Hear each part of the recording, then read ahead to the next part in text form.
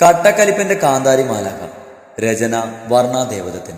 അവതരണം സാലിം കരുളായി. ഇനി രാത്രി മതിൽ ചാടാൻ മോൻ കൂടിന് വേറെ ആരെങ്കിലും വിളിച്ചാൽ മതി, ഞാൻ വരില്ല. റൂമിലേക്ക് പോകുന്ന ദത്തനെ നോക്കി പിന്നീന്ന് പാത്തി വിളിച്ചു പറഞ്ഞു. നീ വരും, വന്നിരിക്കും. ഇല്ല മോനെ, ഞാൻ വരില്ല. നീ കല്യാണാലോചനയുമായി ചെല്ലുമ്പോഴേ അത് എൻ്റെ കുടുംബത്തിൽ നിന്നാകുമ്പോൾ ആമയുടെ അമ്മ ആദ്യം അഭിപ്രായം ചോദിക്കുന്നത് എന്നോടായിരിക്കും. അപ്പോൾ പയ്യൻ കള്ളുകൂടിയനും തമ്മാടിയും അതിനേക്കാൾ ഉപരി കൈക്കൂലി വാങ്ങുന്നവനായിരിക്കും എന്നൊക്കെ ഞാൻ പറഞ്ഞ അവർ പെണ്ണ് തരില്ല. അല്ലേടാ പാർട്ടി? ദത്തൻ അത് പറഞ്ഞതും പാർട്ടിയുടെ മുഖഭാവം തന്നെ മാറി. പറയടാ, തരുമോ ഇല്ലയോ? നീയാണെങ്കിൽ നിന്റെ പെങ്ങളെ കെട്ടിച്ചു കൊടുക്കൂ? ദത്തൻ വീണ്ടും ചോദിച്ചു. ചാതിക്കല്ലേടാ, ഞാൻ ഏത് നരകത്തിലേക്കാണെങ്കിൽ നിന്റെ കൂടെ വരാം, പോരെ? അതാണ് എൻ്റെ പാത്തിമോൻ, അങ്ങനെ വഴിക്കുക. അപ്പം രാത്രി കാണാം. അത് പറഞ്ഞ് ദത്തൻ തൻ്റെ റൂമിലേക്ക് കയറിപ്പോയി. പാർട്ടി അവൻ്റെ റൂമിലേക്കും പോയി. രാത്രി പറഞ്ഞ ഭക്ഷണം കഴിച്ച് റൂമിലേക്ക് വന്നു. അവൾ ഇന്നലത്തെ പോലെ ബാൽക്കണിയിൽ വന്നു. ഇന്ന് എന്തായാലും ഉറപ്പിക്കണം, ദത്തൻ ശരിക്കും വന്നോ? അതെനിക്ക് തോന്നിയതാണെന്ന്. പക്ഷേ അവൻ വന്നിട്ടുണ്ടെങ്കിൽ മുത്തശ്ശി അറിയായിരുന്നല്ലോ. മാത്രമല്ല, ധ്രുവേട്ടനെ സംസാരിച്ചത് ദത്തൻ ഇന്നലെ ഇവിടെ വന്നതായി തോന്നുന്നില്ല. ഇനി ഇവർ രണ്ടുപേരും അറിയാതെ വരണമെങ്കിൽ പല മതിലും ചാടേണ്ടി വരും. അവൾ തമാശയിൽ പറഞ്ഞ് സ്വയം തലക്കെട്ട് കൂട്ടി റൂമിലേക്ക് നടന്നു. പെട്ടെന്നെന്തോ ഓർമ്മയിൽ അവൾ തിരിച്ച് ബാൽക്കണിയിലേക്ക് തന്നെ വന്നു. തൻ്റെ റൂമിൻ്റെ താഴെ ഭാഗത്തേക്ക് നോക്കി. താഴെ നിലയിലെ ഓടുവഴി മുകളിലെ ബാൽക്കണിയിലേക്ക് കയറാൻ എളുപ്പമാണ്. താനാണെങ്കിൽ ഇന്നലെ ബാൽക്കണി ഡോർ അടച്ചിട്ടില്ലായിരുന്നു. ഇനി ഇതുവഴി ആയിരിക്കും. പക്ഷേ ഈ വലിയ മതിൽ അവൻ എങ്ങനെ ചാടിക്കിടക്കും? സാധാരണയുള്ള മതിലിനേക്കാൾ ഉയരത്തിലാണ് ഈ തറവാടിലെ മതിൽ. അതുകൊണ്ട് ചാടി വരാൻ അല്പം ബുദ്ധിമുട്ട് തന്നെയാണ്. എങ്കിലും തനിക്ക് വേണ്ടി ഇതല്ല, ഇതിനപ്പുറം ദത്തൻ ചെയ്യുമെന്ന് അവൾക്കറിയാം. തനിക്ക് വേണ്ടി ഇത്രയും കഷ്ടപ്പെടുന്ന ദത്തൻ എന്തുകൊണ്ട് തന്നോട് ദേഷ്യം കാണിക്കുന്നു? എന്തിനെ തറവാടിൽ നിന്ന് പുറത്താക്കി എന്നവൾ എത്ര ആലോചിച്ചിട്ടും മനസ്സിലാവുന്നുണ്ടായിരുന്നില്ല. വർണ്ണ കുറച്ച് കഴിഞ്ഞ് റൂമിലേക്ക് വന്നു. ബെഡിൽ വന്ന് ബാൽക്കണിയിലേക്ക് നോക്കിക്കിടന്നു. സമയം കടന്നു പോകും തോറും ഉറക്കം കൊണ്ട് അവളുടെ കണ്ണ് പതിയെ അടഞ്ഞു പോകാൻ തുടങ്ങിയിരുന്നു.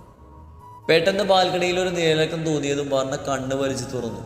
ബെഡ് ലാമ്പിന്റെ വെളിച്ചത്തിൽ അത് ദത്തനാണെന്ന് അവൾക്ക് മനസ്സിലായിരുന്നു. വർണ്ണ ഒന്നും അറിയാത്ത പോലെ കണ്ണടച്ച് കിടന്നു. ദത്തൻ പതിയെ ബാൽക്കണിയിലെ ഡോറ് ചാരി അവളുടെ അരികിൽ വന്ന് കിടന്നു. ദത്തൻ അവളുടെ നെറുകയിലൊന്ന് തലോടിക്കൊണ്ട് അവളുടെ നെറ്റിയിൽ ഉമ്മ വെച്ച് അവളുടെ അരികിൽ വന്ന് കിടന്നു. അവന് മുഖം കാണാതിരിക്കാൻ വർണ്ണ വേണമെന്ന് വെച്ച് തിരിഞ്ഞു കിടന്നു. അങ്ങനെ എന്നെ വഴക്ക് പറഞ്ഞ് സങ്കടപ്പെടുത്തിയിട്ട് രാത്രി വന്ന് നീ എൻ്റെ മുഖം കണ്ട് സൂഖിക്കേണ്ട, വർണ്ണ മനസ്സിൽ പറഞ്ഞു.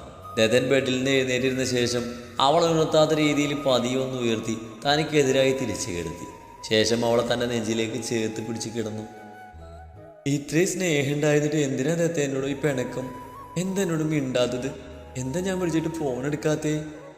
വർണ്ണ ഇടർച്ചയോടെ ചോദിച്ചു. അവൾ ഉറങ്ങിയിട്ടില്ലെന്ന് മനസ്സിലായതും ദത്തനൊന്ന് വിറച്ചു പോയി. അത് വർണ്ണക്കും മനസ്സിലായി. ഞാൻ ചോദിച്ചതിന് ഉത്തരം പറ ദത്ത. അവൻ്റെ ഭാഗത്ത് മൗനം മാത്രമാണെന്ന് മനസ്സിലായതും വർണ്ണ അവൻ്റെ കൈക്കുള്ളിൽ നിന്ന് എഴുന്നേറ്റ് മാറാൻ ശ്രമിച്ചു. എങ്കിലും ദത്തനത് സമ്മതിക്കാതെ തൻ്റെ നെഞ്ചിലേക്ക് അടക്കി പിടിച്ച് തന്നെ കിടന്നു. ദത്തൻ്റെ ആ മൗനം വർണ്ണയെ വല്ലാതെ വേദനിപ്പിച്ചിരുന്നു. അത് ചെറിയ കരച്ചിൽ ചീളുകളായി പുറത്തേക്ക് വന്നു. അവൾ ആശ്വസിപ്പിക്കാനായി ദത്തൻ അവളുടെ പുറത്ത് പതിയെ തട്ടിക്കൊടുത്തു. അവൻ്റെ നെഞ്ചിലെ ചൂടേറ്റ് അവളെപ്പോഴും ഉറങ്ങിപ്പോയിരുന്നു. പിറ്റേ ദിവസം രാവിലെ അവൾ ഉണരുന്നതിന് മുമ്പ് തന്നെ ദത്തൻ പോയിരുന്നു. പോകുന്നതിന് മുമ്പ് അവൻ്റെ ഒരു ഷർട്ട് ബെഡിൽ ഊരിയിട്ടാണ് അവൻ പോയത്. പിന്നീടുള്ള 3 ദിവസങ്ങളിലും ദത്തൻ്റെ ഈ ശീതസമരം തുടർന്നു. എങ്കിലും രാത്രി അവൾ തേടി അവൻ എത്തുമായിരുന്നു. ഒന്നും മിണ്ടിയില്ലെങ്കിൽ കൂടെ അവളെ ചേർത്ത് പിടിച്ച് കിടക്കും, നെറുകയിൽ ഉമ്മ കൊടുക്കും. ദത്തന് ഒന്നും മിണ്ടാത്തതിൽ അവൾക്ക് ആദ്യമൊക്കെ സങ്കടം തോന്നിയെങ്കിലും പിന്നീട് അതുമായി അവൾ പൊരുത്തപ്പെട്ടു. അവൻ മറുപടി പറഞ്ഞില്ലെങ്കിലും അവൾ ഓരോ ദിവസത്തിലെയും കാര്യങ്ങൾ അവനോട് പറയും. രാവിലെ കഴിച്ച ദോശയുടെ ടേസ്റ്റ് മുതൽ വാട്സപ്പ് സ്റ്റാറ്റസ് വരെ അവൻ ദത്തനോട് പറയുമായിരുന്നു. ദത്തൻ അതെല്ലാം മൗനമായി കേട്ട് അവളുടെ നെറുകയിൽ തലോടിക്കൊണ്ട് കിടക്കും. മുത്തശ്ശി, നമ്മുടെ വീടിൻ്റെ മതിലേ കുറച്ചുകൂടെ പൊക്കത്ത് കെട്ടിയാലോ എന്ന് ഞാൻ ആലോചിക്കാം. കുറച്ച് ദിവസങ്ങളായിട്ടേ ഒരു പൂച്ചശല്യം. രാവിലെ ഭക്ഷണം കഴിക്കുമ്പോൾ ധ്രുവി പറഞ്ഞു. നീ എന്താ ധ്രുവി ഈ പറയുന്നേ? ഇപ്പം തന്നെ 2 ആൾ പൊക്കത്തിലാ മതില്, ഇനി എന്തിനാ ഉയരം? അതൊന്നും ചില പൂച്ചകൾക്കൊരു വിഷയമല്ല മുത്തശ്ശി. പൂച്ചയുടെ വിചാരം കണ്ണടച്ച് പാല് കുടിച്ചാലേ മറ്റാരും അറിയില്ലെന്നാ. ധ്രുവി വർണ്ണയെ നോക്കി പറഞ്ഞ് ഭക്ഷണം കഴിച്ച് എഴുന്നേറ്റു. ധ്രുവിയെല്ലാം പറഞ്ഞത് കൊണ്ട് അവനെ ഫേസ് ചെയ്യാൻ വർണ്ണക്കും കുറച്ച് ബുദ്ധിമുട്ട് തോന്നിയിരുന്നു. അവൾ അതുകൊണ്ട് മനഃപൂർവ്വം അവനിൽ നിന്ന് ഒഴിഞ്ഞു മാറിയാണ് നടന്നത്.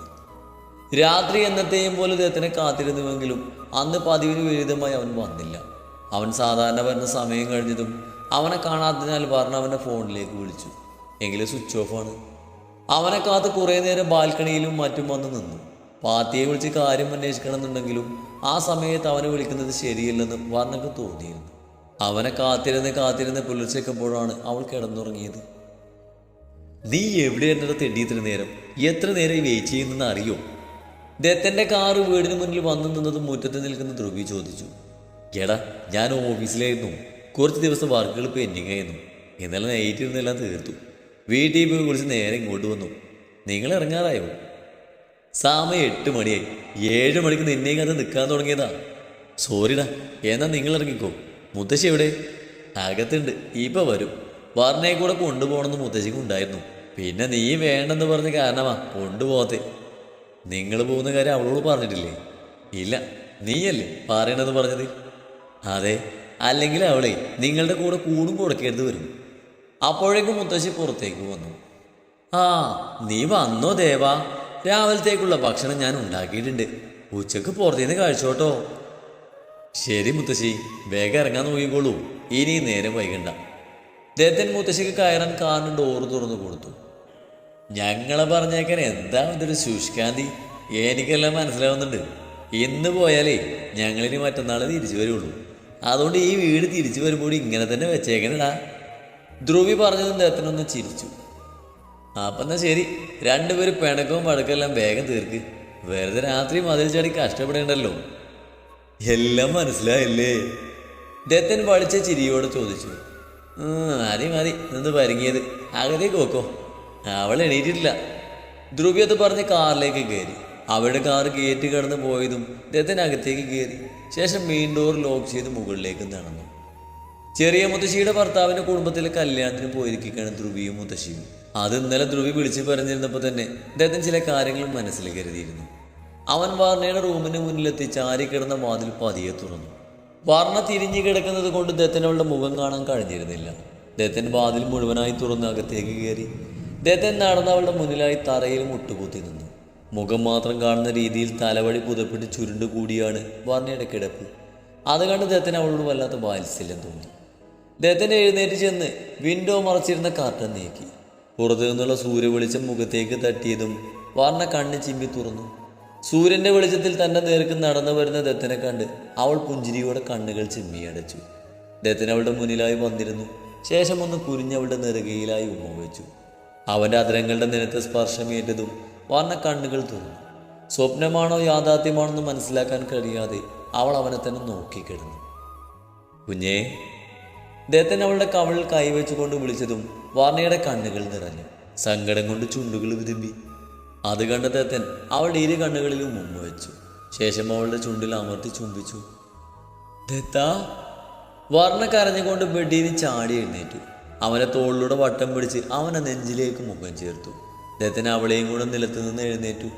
വർണ്ണയെ ബെഡിലേക്ക് ഇരുത്തി അരികിലായി അവനും ഇരുന്നു. അവനിൽ നിന്നും അകന്നു മാറാൻ കഴിയാത്ത പോലെ വീണ്ടും അവൾ ദത്തിനെ ഇറുകെ പുണർന്നു. ദത്തനും ഇരു കൈകൾ കൊണ്ട് തന്നിലേക്ക് അവളെ ചേർത്ത് പിടിച്ചു. ഇത്രയും ദിവസം സങ്കടമായോ എൻ്റെ കുട്ടിക്ക്?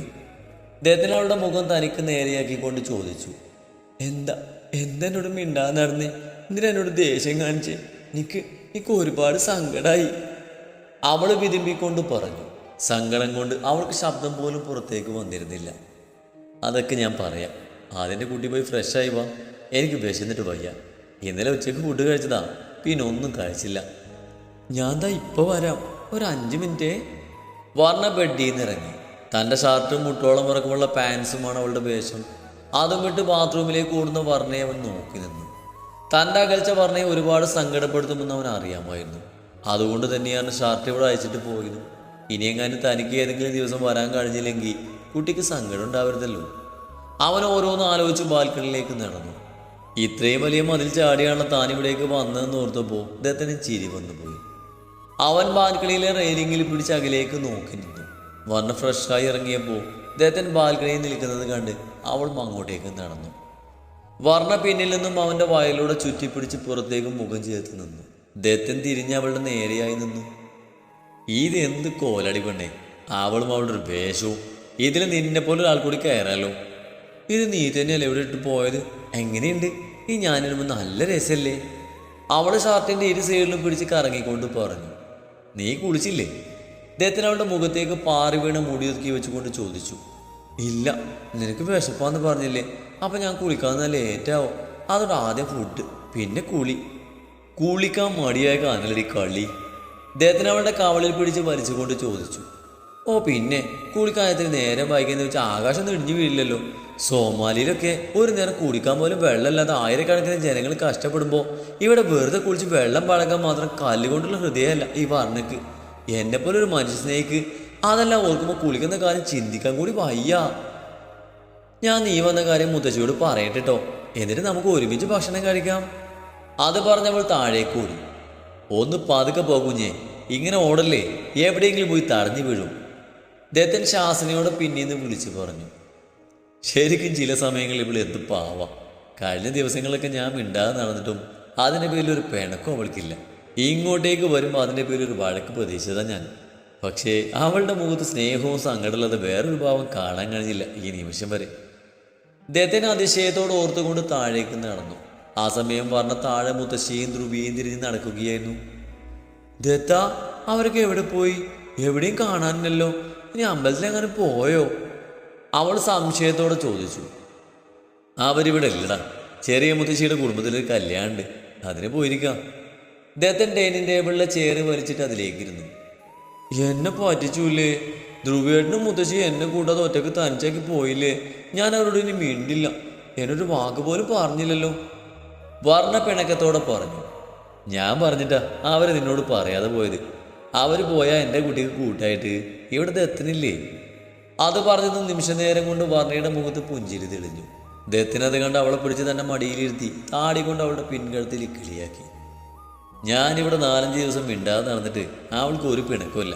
മുത്തശ്ശി പറയാതെ പോയതിനാ അവൾക്ക് കുഴപ്പം. ദത്തിന് അവളുടെ കഴുത്തിൽ മുഖം ഉരസിക്കൊണ്ട് ചോദിച്ചു. അടുത്ത നിമിഷം വർണ്ണ അവനെ നേരെയായി തിരിഞ്ഞിരുന്നു. എനിക്ക് നിന്നോട് മാത്രം പിണങ്ങിയിരിക്കാൻ പറ്റില്ല ദത്താ.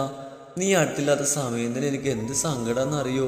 അപ്പം മിണ്ടാതെ നടക്കുമ്പോഴുള്ള കാര്യം പറയാനുണ്ടോ? ദത്തനെ നോക്കി നിറഞ്ഞ മിഴിയാൽ അവൾ പറഞ്ഞു. എത്ര പെട്ടെന്നാണ് കുട്ടിക്കളി കളിച്ച് നടന്നവളിൽ നിന്നും അവളുടെ ഭാവം മാറിയതെന്ന് ദത്തൻ ചിന്തിച്ചു പോയി. ഐ ലവ് യു ഡാ, I love you so much. അവളെ തന്നെ നെഞ്ചിലേക്ക് ചേർത്ത് പിടിച്ച് ദത്തൻ പറയുമ്പോൾ വർണ്ണ കരഞ്ഞു പോയിരുന്നു. അവർ രണ്ടുപേരും കുറച്ചു നേരം അങ്ങനെ ഇരുന്നു. ദത്ത, നിനക്ക് വിശക്കുന്നുണ്ടെന്നല്ല പറഞ്ഞത്, വാ കഴിക്കാം. അല്പസമയത്തിന് ശേഷം വർണ്ണ അവനിൽ നിന്ന് അകന്ന് മാറിയ ശേഷം അടുക്കളയിലേക്ക് നടന്നു. വർണ്ണ ഒരു പ്ലേറ്റിൽ ചപ്പാത്തിയും കറിയുമായി വരുന്നത് കണ്ട് ദത്തൻ അവളെ സംശയത്തോടെ നോക്കി. ഇതെന്തോ ഒരു പ്ലേറ്റ്, നീ കഴിക്കുന്നില്ലേ? അമ്മയുടെ കുറ്റിക്ക് ഞാൻ വാരിത്തരാലോ. ദത്തൻ്റെ കവളിൽ പിടിച്ച് വലിച്ച് കൊഞ്ചിച്ചുകൊണ്ട് വർണ്ണ അവൻ്റെ അടുത്തുള്ള ചെയറിലിരുന്നു. ദത്തൻ കണ്ടെടുക്കാതെ അവളെ തന്നെ നോക്കി താടിക്ക് കൈയും കൊടുത്തിരുന്നു. ദാ കഴിക്ക്. വർണ്ണ ചപ്പാത്തി എടുത്ത് അവനെ നേരെ നീട്ടി. ദത്തനൊരു പുഞ്ചിരിയോടെ വാത്തുറന്നു. ആ ദത്ത, വെറുതെ തന്നെ ദേഷ്യം പിടിപ്പിക്കല്ലേ. ദത്തൻ അവളുടെ വിരലിൽ കടിച്ചതും വർണ്ണ ഗൗരവത്തിൽ പറഞ്ഞു. അയ്യോടാ, എന്നെ കുറിച്ചിന് വേദനിച്ചോ? ദത്തൻ ചിരിയോടെ ചോദിച്ചതും വർണ്ണയും മാറിയാതെ ചിരിച്ചു പോയി. ദത്തന് കൊടുക്കുന്നതിനൊപ്പം തന്നെ വർണ്ണയും കഴിച്ചു. അതിനിടയിൽ ദത്തൻ ഓഫീസിൽ നിന്നും ഫോൺ കോൾ വന്നതും അവൻ കഴിക്കൽ നിർത്തി എഴുന്നേറ്റു. എന്നാൽ വർണ്ണ അതിന് സമ്മതിക്കാതെ അവൻ്റെ പിന്നാലെ പ്ലേറ്റും കൊണ്ട് നടക്കാൻ തുടങ്ങി. ഒരമ്മ കുഞ്ഞിന് ഭക്ഷണം കൊടുക്കുന്ന പോലെ വർണ്ണയും തൻ്റെ പിന്നാലെ നടക്കുന്നത് കണ്ട് ദത്തൻ അവളോട് വല്ലാത്തൊരു ഇഷ്ടം തോന്നി. പ്ലേറ്റിലെ ഭക്ഷണം മൊത്തം കടിച്ച് കഴിഞ്ഞതും വർണ്ണ നേരെ പ്ലേറ്റുമായി അടുക്കളയിലേക്ക് നടന്നു. ദത്തൻ ഫോൺ കട്ട് ചെയ്ത് അടുക്കളയിലേക്ക് വരുമ്പോൾ അവൾ പാത്രം കഴുകുകയായിരുന്നു. ദത്തൻ ശബ്ദമുണ്ടാക്കാതെ ചെന്ന് അവളെ പിന്നിൽ നിന്ന് ചുറ്റിപ്പിടിച്ചു. പ്രതീക്ഷിക്കാതിരുന്നതിനാൽ വർണ്ണയുടെ കയ്യിൽ നിന്ന് പ്ലേറ്റ് സിങ്കിലേക്ക് വീണു. എന്ത് പണിയാ ദത്തൻ നീ കാണിച്ചത്? തല ചരിച്ച് വർണ്ണ അവനെ നോക്കി പേടിപ്പിച്ചു. ശേഷം പ്ലേറ്റ് എടുത്ത് കഴുകാൻ തുടങ്ങി. ദത്തനാണെങ്കിൽ അവളുടെ പിൻകഴുത്തിൽ മുഖം ഉരുസാൻ തുടങ്ങി. ഒപ്പം അവൻ്റെ കൈകൾ വർണ്ണയുടെ മേൽ കുസൃതി കാട്ടിക്കൊണ്ടിരുന്നു. ദേരത്ത, ഓതിങ്ങിയിരുന്നു, അല്ലെങ്കിൽ ചട്ടവും കൊണ്ട് അടി കിട്ടും. പറഞ്ഞത് വേണ്ട.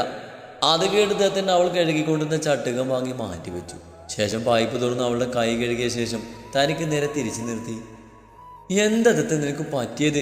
മനുഷ്യനെ പാത്രം കേൾക്കാനും മുഴുവൻ പറയുന്നതിന് മുമ്പേ ദത്തൻ്റെ ചൂണ്ടുവിരൽ അവളുടെ ചുണ്ടിന് മീതെ വെച്ചു. ശേഷം അവൾ ഉയർത്തി കൗണ്ടർ ടോപ്പിലേക്ക് ഇരുത്തി അവളുടെ കാലുകൾ തൻ്റെ പിന്നിലേക്ക് പിടിച്ചു വെച്ചു. ദത്താ. അവനൊന്ന് മൂളിക്കൊണ്ട് അവൻ്റെ മുഖം അവളിലേക്ക് അടുത്തിരുന്നു. അവൾ കണ്ണുകളടച്ചുകൊണ്ട് പിന്നിലേക്ക് നീങ്ങി. ദത്തൻ അവളുടെ ഇടുപ്പിലൂടെ കൈ ചേർത്ത് തന്നിലേക്ക് അടുപ്പിച്ചു. അവളുടെ അതിരങ്ങളിലേക്ക് ആഴ്ന്നിറങ്ങിയവൻ വർണ്ണയുടെ കൈകൾ അവൻ്റെ പിൻകഴുത്തിൽ ഇറുകി പിടിച്ചപ്പോൾ ദത്തൻ്റെ കൈകൾ അവളുടെ ഇടുപ്പിലും മുറുകിയിരുന്നു. ദത്തൻ അവളുടെ മേൽചുണ്ടിനെയും കീഴ്ചുണ്ടിനെയും മാറി മാറി നുകർന്നു. അവരുടെ ഉമിനീരുകൾ തമ്മിൽ കലർന്നു. അവസാനം ഒരു കിതപ്പോടെ അവൻ അവളെ സ്വതന്ത്രയാക്കി. രണ്ടുപേരും ശ്വാസം കിടാതെ കിതക്കുന്നുണ്ടായിരുന്നു.